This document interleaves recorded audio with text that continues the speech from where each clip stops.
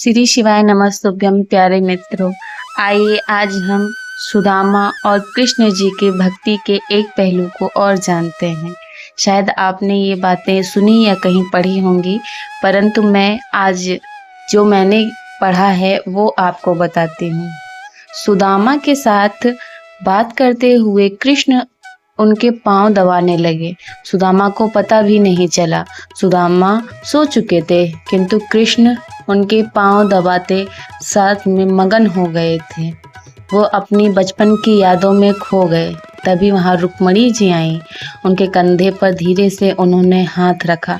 तब कृष्ण भगवान चौंक उठे और पहले उन्हें देखा और फिर सुदामा को।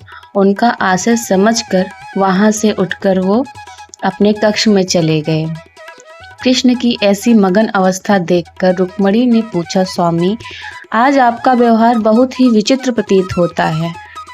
आप जो संसार के बड़े बड़े सम्राट द्वारका आने पर उनसे तनिक भी प्रभावित नहीं होते, वो अपने मित्र के आगमन पर सूचना पाने पर अव्यवस्थित विकल हो गए और भोजन छोड़कर नंगे पांव भागे गए। आप जिनको कोई भी दुख, कष्ट या चुनौती कभी रुला नहीं पाई, यहाँ तक कि जब आप गोकुल छोड़ने लगे तब मैया यशोदा के अश्रु देखकर भी आपको रोना नहीं आया। वे अपने मित्र के जीर्ण और शीर्ण पांवों के घावों को देखकर भावुक हो गए कि अपने आंसुओं से ही उनके पैर धो दिए।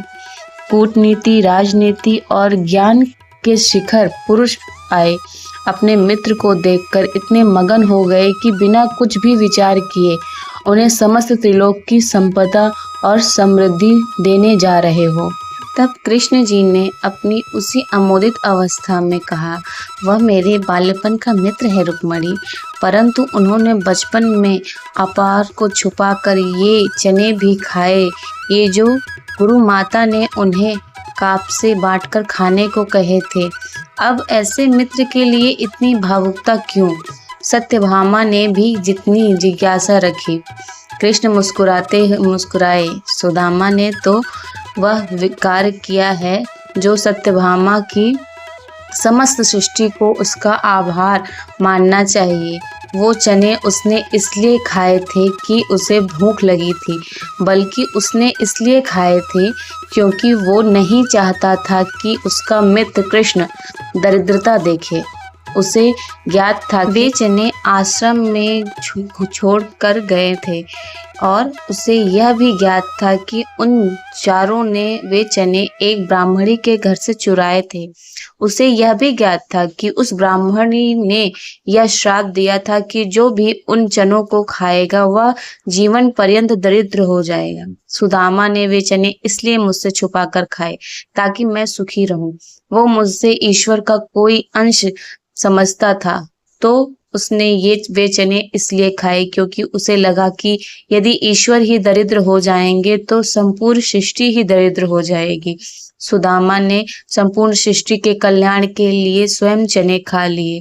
यह बात सुनकर रुक्मणी के मुंह से एक आवाज निकली, ओह, इतना बड़ा त्याग। इतना सुनकर श्री कृष्ण जी बोले, मेरा मित्र ब्राह्मण है रुक्मणी, और ब्राह्मण ज्ञानी और त्यागी होते हैं। उनमें जन कल्याण की भावना कूट कूट कर भरी होती है। इक्का दुक्का ब्राह्मणों को यदि छोड़ दिया जाए तो ब्राह्मण ऐसे ही होते हैं। अब तुम ही बताओ, मैं ऐसे मित्र के लिए हृदय में प्रेम क्यों न आए, फिर उत्पन्न होगा। गोकुल छोड़ते हुए मैं इसलिए नहीं रोया क्योंकि यदि मैं रोता तो मेरी मैया तो प्राण ही त्याग देती, परंतु मेरे मित्र के ऐसे पांव देखकर, उनमें ऐसे घाव को देखकर मेरा हृदय भर आया रुक्मणी।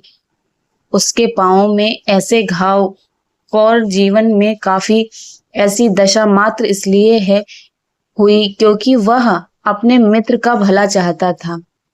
पता है रुक्मणी, परिवार को छोड़कर किसी और ने कभी इस कृष्ण का इतना भला नहीं चाहा। लोग बात तो मुझसे उनका भला करने की अपेक्षा करते हैं, परंतु सुदामा जैसे मित्र होते हैं जो अपने मित्र के सुख के लिए स्वेच्छा से दरिद्रता और कष्ट को स्वीकार करते हैं। ऐसे मित्र दुर्लभ होते हैं रुक्मणी, और न जाने किन पुण्यों के फलस्वरूप मिलते हैं। अब ऐसे मित्र को यदि त्रिलोक की संपदा भी दे दी जाए तो क्या होगा? कृष्ण अपने भावों को संवारते हुए भरे स्वर में बोलते हैं। इधर कक्ष में राखड़ी रानियों के नेत्र सजल थे और उधर कक्ष के बाहर खड़े सुदामा के नेत्र से गंगा यमुना बह रही थी।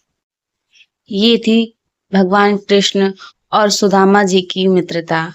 दोस्तों, कृष्ण और सुदामा की मित्र की उपमा ऐसे ही नहीं दी जाती। उनकी मित्रता अतुलनीय है, उसकी तुलना नहीं की जा सकती। आपको ये कहानी कैसी लगी? प्लीज कमेंट करके बताएं और मैं आपके लिए ऐसी ही कहानियां लाती रहूंगी। प्लीज चैनल को लाइक और सब्सक्राइब जरूर करें।